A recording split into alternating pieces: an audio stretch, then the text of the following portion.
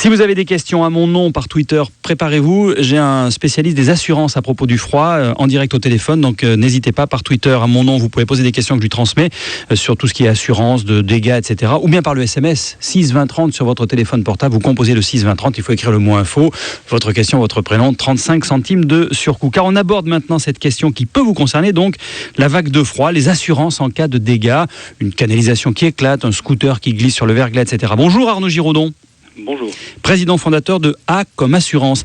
Déjà, peut-être la première chose pour éviter les dégâts, c'est de bien se prémunir contre le grand froid. Quelles sont les précautions basiques en matière de prévention ?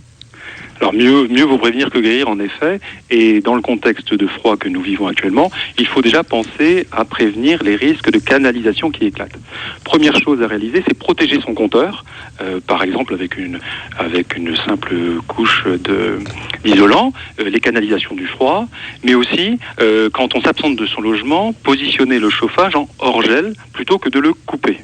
Et enfin, si vous avez une résidence secondaire, pensez bien à couper le compteur d'arrivée d'eau, parce que si vous le laissez maintenu et qu'il y avait une canalisation qui éclatait, les dégâts pourraient être conséquents et bien souvent les assurances ne vous couvriront pas dans de telles circonstances. En cas de fuite d'eau, justement, quand une canalisation éclate, comment elles jouent les assurances ? Qu'est-ce qui fait qu'on est remboursé ? Beaucoup, pas du tout, complètement ? Alors là, il faut lire attentivement les conditions générales de son contrat parce que, en la matière, les remboursements peuvent varier fortement d'un assureur à l'autre. Les 3 points à consulter dans ces conditions générales sont les suivants en matière de fuite d'eau. Premièrement, qui prend en charge les frais de recherche de fuite ? Est-ce que votre assureur a prévu de les prendre en charge ? Que ce soit des fuites qui se situent dans votre logement ou que ce soit des fuites qui se situent entre le compteur d'arrivée d'eau et le logement. Donc ça, c'est la frais de recherche de fuite. Deuxièmement, qui va prendre en charge les frais de réparation de la canalisation une fois que la fuite a été détectée. Toujours pareil, des frais de réparation au sein du logement, mais aussi des frais de réparation, ils sont souvent bien plus onéreux parce qu'il faut creuser dans la terre entre le compteur et le logement.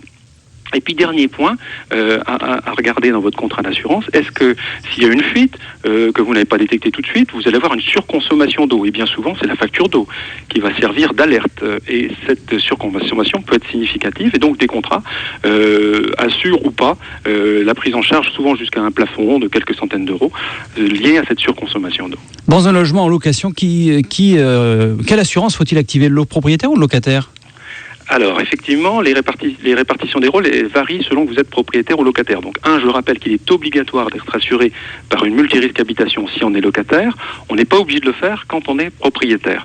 Mais pour autant, nous recommandons aux propriétaires qui louent leur logement de souscrire une propriétaire dite propriétaire non occupant. Alors, le propriétaire est responsable de tout ce qui concerne le bâti, fondamentalement, tandis que le locataire est plutôt va être responsable de l'usage qu'il fait du bâtiment. Je prends un exemple, le locataire quitte le logement, ne met pas en position hors-gel, et puis, compte tenu de cette inattention, eh bien, les canalisations sautent. C'est sa responsabilité, et donc son assurance qui va entrer en jeu.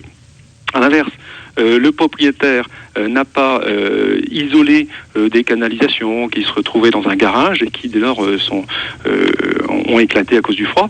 C'est l'assurance du propriétaire qui va rentrer en jeu.